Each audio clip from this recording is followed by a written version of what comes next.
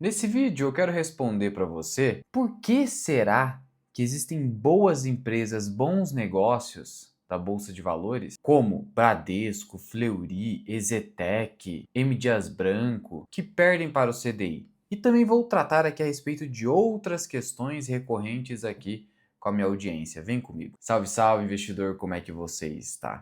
E uma primeira questão que eu quero responder aqui, por isso que eu abri o IFIX, que é o principal índice dos fundos imobiliários no Brasil, é uma questão que decorre do último vídeo que eu postei a respeito da estratégia de dividendos no país. Mostrei matematicamente que, por conta da taxa interna de retorno ser provavelmente superior em uma ação que paga dividendo recorrentemente, ou melhor, essa taxa interna de retorno ser mais facilmente superior a uma taxa mínima de atratividade, que seria o nosso custo de oportunidade no Brasil, ou seja, estou falando do CDI, é preferível a gente concentrar a nossa carteira em ações de dividendos. E eu não estou excluindo as ações de crescimento. Acho que é importante fazer esse disclaimer, até porque eu tenho ações de crescimento no meu portfólio, mas o nível de concentração tem que ser algo próximo a 80-20, 70-30, no estilo barbell, conforme preconizado pelo Nassim Taleb. Assim você reduz o seu risco e pode até mesmo potencializar os seus retornos. Então a pergunta que veio e disse, olha,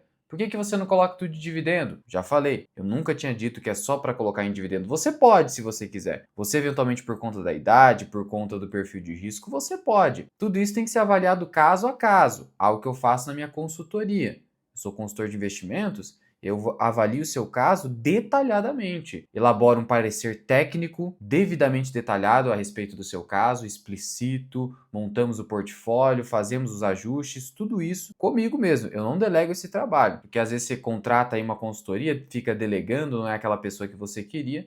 Aqui comigo não, é assim que a gente trabalha. Se quiser solicitar um orçamento, o link está na descrição. Mas a outra questão que eu vi aparecendo é o seguinte, Luan, se o rendimento mensal ele pode potencializar a minha TIR, gerar uma bola de neve com mais tranquilidade, não preciso ficar me preocupando tanto, por que não então concentrar tudo em fundo imobiliário? De novo, isso pode até fazer sentido a depender do perfil de risco. Por outro lado, deixa eu te mostrar aqui uma coisa, algo simples. Tá vendo aqui essa comparação histórica entre IFIX, CDI e IDIV nos últimos 10 anos? O IDIV é o índice da B3 que reúne empresas de dividendos. Então você, olha só que interessante, eu investi em empresas que pagam dividendos, não necessariamente de forma mensal, na verdade, são poucas empresas que pagam de forma mensal no país, como por exemplo, Allos e os bancos da bolsa, mas não é esse o ponto. São empresas que remuneram bem o investidor. E o minoritário precisa do dividendo porque essa é a forma de remuneração dele. Senão, ele está vivendo de promessa. E não tem problema uma parte da carteira estar destinada a uma promessa. Percebe isso? Mas tem que ser uma parte menor. É assim que você faz gestão de risco. Pois muito bem, já que o futuro é incerto, obviamente. Então, se eu tenho esse histórico me dizendo que o IDIV foi capaz de, com folga, vencer o CDI e o IFIX, por que eu vou concentrar, podendo investir em ações, por que eu vou concentrar só em fundos imobiliários? Lá naquele meu vídeo eu falei que, olha, entre uma ação de dividendo e uma ação de crescimento, geralmente é melhor você preferir a concentração em ação de dividendo. Só que aí a pessoa já vai pro radical. Não, então por que você não coloca tudo em fundo imobiliário? Não é assim. Não é assim que funciona. Nos últimos 5 anos, o que aconteceu? IDIV 70, CDI 76 e o IFIX perdeu também. Mas até o IDIV está perdendo. Esse CDI está imparável, né?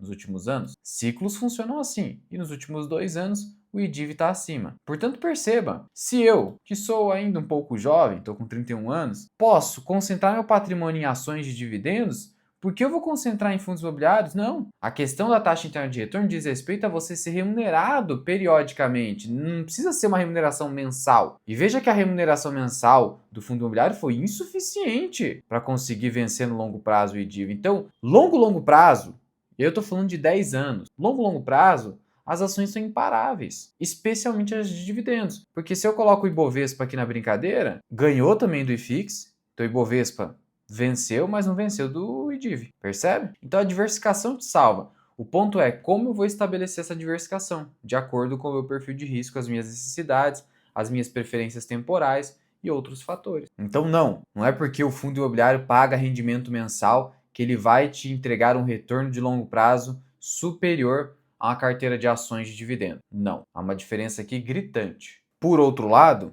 o fundo imobiliário, quando bem escolhido, ele te ajuda a estimular o comportamento de aplicar na bolsa de valores, de garantir sua aposentadoria, porque o rendimento mensal vai ali te dando um estímulo, um incentivo. Caramba, eu tô vendo a recompensa agora, vou colocar mais dinheiro, amanhã eu vou ter mais, eu compro cotas. Se isso te ajudar, eu não vejo problema. No fundo, o só fato de você ter condição de poupar dinheiro já te coloca na frente de vários milhões de brasileiros. Hoje, para você ter uma ideia, quase 82% das famílias estão endividadas, ou seja, essas famílias têm patrimônio líquido negativo. Negativo. Devem mais. Então você já está numa minoria. O só fato de investir. Então fica essa briga maluca entre o pessoal que defende uma classe de ativo, defende outra, não precisa ter essa briga. Você já está no clube da minoria, você já é exclusivo no Brasil por conseguir investir. Perfeito? Ainda sobre fundos imobiliários, eu vejo uma outra questão. Do que adianta eu receber, sei lá, vou arredondar para 10% aqui. Peguei o exemplo do BTLG11, mas eu vou arredondar para 10%. Do que adianta eu receber 10% ao ano de dividendo se a cota cai 10%? O que adianta? Eu estou trocando o rendimento pela queda no ativo. É uma pergunta pertinente, tá? E demanda mais investigação.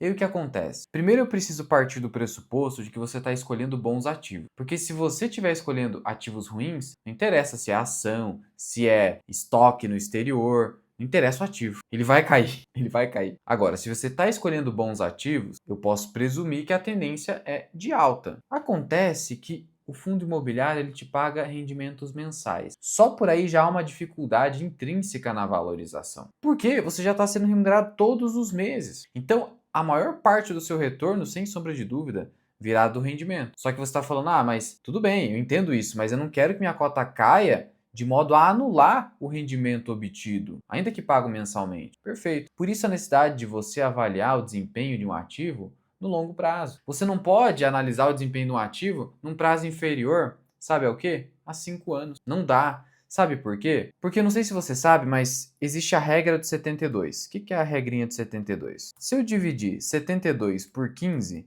eu chego a quase 5 anos, 4,8 anos. Esse aqui é o prazo médio que eu preciso para dobrar meu patrimônio, tendo uma taxa de retorno de 15% ao ano a título de juro composto.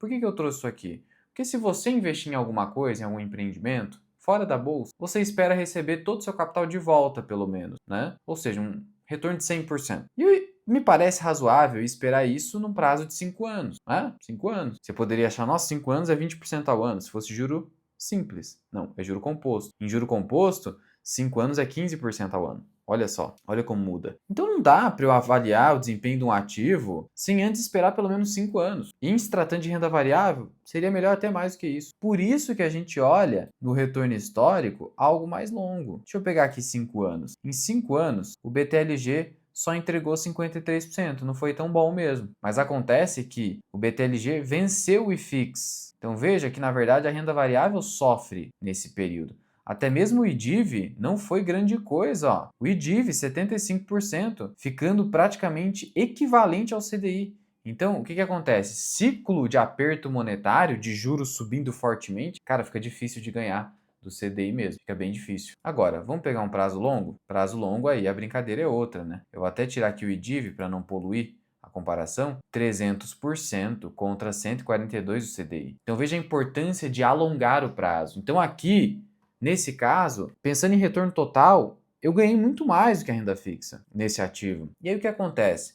Eu vou pegar aqui no Investidor 10 o histórico de indicadores fundamentalistas. E nesse histórico, eu vou ver o seguinte, olha só que interessante. Já que eu estou falando de 10 anos, eu vou pegar aqui ó, o valor patrimonial por cota à época, ou seja, há 10 anos atrás, eu estou falando de 2016. Era de 91 reais. Né? Hoje, qual é o valor patrimonial por cota? R$ 102,40. Então, qual foi o meu crescimento? Saiu de 91 para 103, né? Eu tive um crescimento de 13%. Então veja que em 10 anos, a minha cota, teoricamente a cota patrimonial, não estou falando da variação da cota, o que importa é a cota patrimonial, ela variou menos de 14% em 10 anos. Muito pouco, né? Então você praticamente não teve retorno a título de valorização. Claro, aqui eu estou falando do patrimônio do fundo. Outra história é a cota, né? Se eu conseguir comprar a cota num PVP extremamente baixo, ó, mas foi difícil comprar PVP muito baixo, só 2017 e 2018. Se não, eu comprei PVP, ó, sempre próximo de 1. Então não fez muita diferença. Vamos arredondar para uns 15%. Então, no final das contas, em 10 anos, 15% foi valorização, 15 a 20%. O remanescente, para completar os 300% que a gente viu nesse ativo, veio dos proventos e reinvestimento. Então, em fundo imobiliário, esqueça forte valorização. Pense em módica valorização. Uma valorização que, inclusive, talvez não consiga superar o IPCA. É algo que a gente tem que estar ciente. Mas qual que é o importante aqui? Pagar um preço onde o rendimento seja tão substancial que justifique o investimento no ativo. E outra, em momentos onde o juro brasileiro começa a ficar um pouco mais razoável, esses ativos se valorizam. Sendo assim, no caso de fundo imobiliário, não fique apegado muito na valorização ou não da cota. Não dá para você ficar apegado nisso. Você tem que ficar apegado no retorno total advindo do rendimento. Quanto que esse ativo gera de fluxo de caixa? Esse é o ponto mais importante. Essa é a avaliação. E aí eu vou trazer aqui um exemplo para você. Não é de fundo imobiliário. É uma ação que eu detenho no meu portfólio. Alus. Eu tenho Alus no meu portfólio. E veja que eu tenho 11 mil ações, a um preço médio de 29 e o papel está 28. 29 dividido por 28 dá ali uma queda de 3,57%. Uma aquisição recente no meu portfólio. E aí o que você vai falar? Pô, mas ali está aparecendo uma perda só de 0,49. Sim, porque eu já recebi tanto de dividendo, porque paga mensal, que na verdade, ó, eu recebi 3%, que aí sobrou 0,5% de perda. Então olha a importância do rendimento, olha como ele amortece as quedas. Aqui é uma prova, é uma evidência com a minha própria carteira de investimentos. Luan, onde que eu acho a carteira de investimentos? Na área de membros do YouTube. E principalmente na comunidade Formação Mira Invest. O link da comunidade para você testar está aqui embaixo. E seja membro do YouTube, você já sabe, né? Botãozinho que hoje o YouTube disponibiliza por 30 dias. Lá você encontra a minha carteira, você encontra vídeos exclusivos, planilha de valor intrínseco, postagens exclusivas e na comunidade FMI ainda você tem tudo isso, relatório de análise e o meu curso Formação Mira Investing. Tudo que a pessoa física precisa para investir bem, com segurança e principalmente você tem um acompanhamento, porque eu trago vídeos praticamente diários exclusivos para membros, temas que eu não conseguiria trazer aqui publicamente no canal, tá tudo lá. Então testa, só testa. Se não fizer sentido, você abandona, não tem problema. Só não abandona o canal, continua assistindo o canal de graça aqui que você já me ajuda. Mais uma questão envolvendo as ações ordinárias, YouTube 3, e ações preferenciais do Itaú. E aqui é uma questão bem pertinente. Do que se trata essa questão? É o seguinte, Luan, eu estou vendo que a ação preferencial do Itaú está custando R$ 42,40 na data de gravação desse vídeo, né? As coisas podem mudar rapidamente. E a ordinária está 44. Cara, eu tenho a ordinária que eu já carrego há algum tempo. Faz sentido eu trocar a ordinária pela preferencial, considerando que o dividendo por ação das duas classes é idêntico? E a preferencial é uma ação mais líquida? Pera aí, Luan, não entendi o que você falou. Olha só, em termos de liquidez, YouTube 4, vou mostrar aqui para você, ó. YouTube 4, ela detém 80% de tag along, o mesmo tag along da 3, e ela detém uma liquidez que supera R$ 1 bilhão por dia. Já a 3, olha só, é o mesmo tag along, 80%, aquele direito do minoritário, não vou ficar entrando nesse detalhe. Já falei bastante sobre esse assunto. E uma liquidez de 270 milhões. As duas ações são bem líquidas, só que a 4 é mais líquida ainda, o que é melhor. Quanto mais liquidez, melhor. Então, em termos de liquidez, tag along, mesma coisa. Eu quero saber em termos de renda. Então, vamos pegar aqui, eu estou falando da 3. Vou colocar aqui, dividendo pago, 4,73 em 2025. Agora a gente vai aqui no YouTube 4. Também 4,73. E se você puxar o histórico, você vai ver que há uma identidade de provento. Sendo assim, cara, se eu recebo a mesma renda, tenho os mesmos direitos e até uma liquidez melhor na 4, por que não trocar a 3 pela 4 se a 4 está mais barata? E olha qual seria o lucro aqui obtido nessa operação, que a gente chama de arbitragem. É quase um lucro de graça que o mercado está te dando em dado momento, mas isso acaba rápido, porque o mercado ele fecha esses gaps de arbitragem. 44,21 dividido pelo preço de 42,40. Isso me dá um lucro de 4,26%. De graça, é uma arbitragem. E aí, faz sentido? Faz, nesse caso faz. Inclusive, eu já devo ter feito isso e mostrado para os membros no momento que eu estou publicando o vídeo agora. Faz sim. Mas só faz sentido se eu não pagar imposto de renda. Senão meu lucro vai apertar muito. Veja só, se eu pegar 4,26 e tirar os 15% de IR, o lucro cai para 3,6. Aí já fica um negócio apertado, até vale a pena, mas só faça isso se estiver dentro do limite de 20 mil ou se você já tiver estoque de prejuízo prévio para compensar com o lucro. Não vale a pena pagar DARF para você obter esse lucro aqui. Sendo assim, nessas condições, a troca de uma classe menos líquida pela mais líquida, que nesse momento, curiosamente, está mais barata, sim, faz sentido. Agora vamos à questão final desse vídeo, né? Por que boas ações perdem do CDI? E quando eu digo boas ações, eu estou falando o seguinte, ó. Boa ação é aquilo que você pega o histórico contábil e só vê lucro, ó. Lucro, lucro, lucro, apenas lucro. Bradesco. Vou pegar aqui o exemplo da Fleury. Histórico longo, só lucro. Só lucro. M. Dias Branco, vamos dar uma olhada aqui. São ações que eu analiso com detalhes na área de membros, não deixe de conhecer. Só lucro. Mais uma aqui, Exetec, que era muito comentada no passado, hoje parece estar largada. Setor imobiliário, né? Difícil com essa taxa de juros. Só lucro. E aí, eu vou pegar aqui Exetec, prazo longo. Olha só que interessante. Retorno histórico em relação ao CDI, 353% contra 500% nesse período de comparação aqui, que vai de 2007 para frente. Contudo, se eu parar aqui em 2020, eu estou falando de um retorno em Exetec de 1.200% contra 233 do CDI. Então aqui a gente já matou uma causa, um dos motivos, que é o aspecto temporal, recorte, time frame. Ou seja, em virtude dos ciclos econômicos e de taxas de juros, a depender do momento que eu recorto na análise, a boa empresa teve um retorno acima. Então essa é uma causa que ficou explícita aqui para você. Só com esse exemplo, nem preciso ir muito além. Mas não é a única causa. Outra causa, aí eu vou utilizar aqui a M. Dias Branco como exemplo. Tudo bem que a empresa sempre está dando lucro. Contudo, lucro de 2025, 660 milhões de reais. Lucro de 2017, 844 mais, puxar um pouco mais, 2015, 600 milhões, praticamente o mesmo lucro. Ou seja, o lucro não está evoluindo, ele está andando de lado ou caindo. Sim. Então, não basta a empresa ser boa no sentido de dar lucro. Ela precisa ter um lucro em evolução, em progresso. Senão, não tem como o mercado precificar a ação para cima. E aí vai perder do CDI. É o que aconteceu. Em 10 anos houve uma perda aqui, um prejuízo de fato, no caso aqui da M. Dias Branco. E aí, o que está acontecendo com o nível de ROI da empresa? Abaixo do CDI. Então, se o meu ROI é abaixo do CDI, meu lucro não cresce, a empresa pode ser lucrativa, mas dificilmente ela vai entregar um retorno que supera o CDI. Simplesmente porque o nível de rentabilidade dela não é acima do custo de oportunidade, que é o CDI, então não estou gerando valor econômico adicionado que a gente fala no mercado. Então encontramos aqui duas causas. Primeira, recorte temporal e ciclo de taxa de juros. Segundo motivo, quando a empresa não consegue aumentar o seu lucro e quando o nível de rentabilidade, ROI ou ROIC da empresa, fica abaixo do custo de oportunidade, não havendo geração de valor adicionado. O que é o valor adicionado? Valor acima, valor excedente. Não há o que a gente chama de lucro econômico, só há lucro contábil. Então, o que é o lucro contábil?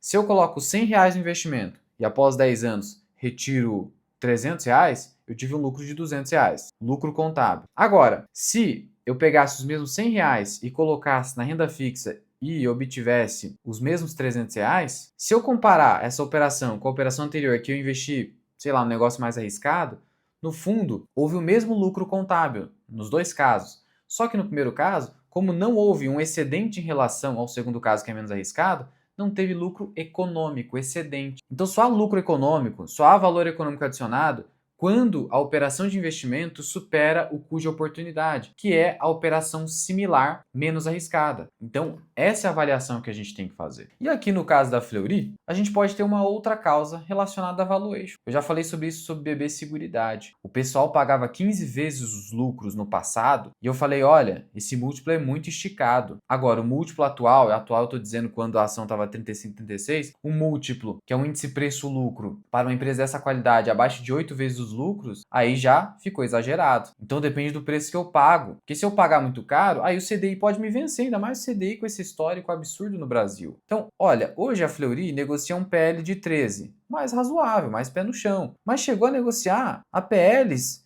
de 30 a 50. Aí não dá, né, gente? Tá vendo o problema? Ai, preço não importa, é só comprar empresa de qualidade. Você quer perder do CDI? Então aqui em Fleury, basicamente, o lucro cresceu, recentemente, inclusive. A gente tem o valor intrínseco da empresa lá na área de membros. Por outro lado, o problema foi a pessoa ter comprado lá atrás. Porque se a pessoa tem paciência de acompanhar e comprar num preço mais razoável, a perspectiva de retorno será muito superior. Ah, mas é longo prazo, gente. Quem fala esse negócio de longo prazo é porque está perdendo dinheiro. Porque o dinheiro tem valor no tempo. Então eu preciso tomar cuidado para comprar no preço não exato, mas com margem de segurança. Se eu consigo fazer isso consistentemente, minha carteira tende a dar retornos maiores. Porque tudo bem, você comprou a empresa certa, Fleury, uma empresa de qualidade, só que você pagou o preço errado, otimista, porque não se importou na avaliação da empresa. E aí você ficou anos perdendo o CDI ou tendo retorno baixo, para agora começar a verificar de fato o retorno. Só que esse tempo já foi embora. Esses 5 a 10 anos já foram embora. Você perdeu. Acabou. Tudo bem. Bola para frente. Mas tem que servir de lição para que os próximos investimentos que você for fazer, você leve em consideração um valuation mais atrativo. Que importa, importa muito. Então a gente chegou na terceira causa provável para boas empresas. E a quarta, no caso do Bradesco, que, vamos lá, cresceu o lucro, não é uma taxa assim absurda, cresceu 6% ao ano, mas acabou perdendo, ó. Só entregou 90% em 10 anos. E quando você compara em 10 anos o retorno do Bradesco com o Ibovespa, fica feio. E com o CDI também fica feio. E aí? Acontece que até 2021, o Bradesco estava vencendo o CDI. Sempre vencia, com exceção de 2020, que foi aqui a queda da pandemia. Mas o que aconteceu após esse período aqui? Teve uma crise no Bradesco que foi de 2021 até 2023 e aí começou a recuperação. Então, crises pontuais também podem fazer com que a empresa tenha um desempenho inferior ao CDI, especialmente em momentos de CDI muito elevado. Chegamos à quarta causa. Concluindo, por que boas empresas podem perder do CDI? Primeiro, por conta do recorte temporal que eu peguei, ciclo de taxa de juros. Segundo, empresa cujo lucro está andando de lado e a empresa não está gerando uma boa rentabilidade acima do custo de oportunidade. Terceiro, a empresa pode ter sido comprada com valuation otimista, simples assim, e aí o mercado acabou ajustando. E quarto, quando a empresa passou por uma crise pontual, como aconteceu com o Bradesco, quando teve crise de crédito, e aí ele se recuperou. Basicamente, esses são os motivos. Qualquer dúvida ou sugestão, comenta aqui embaixo. Fui!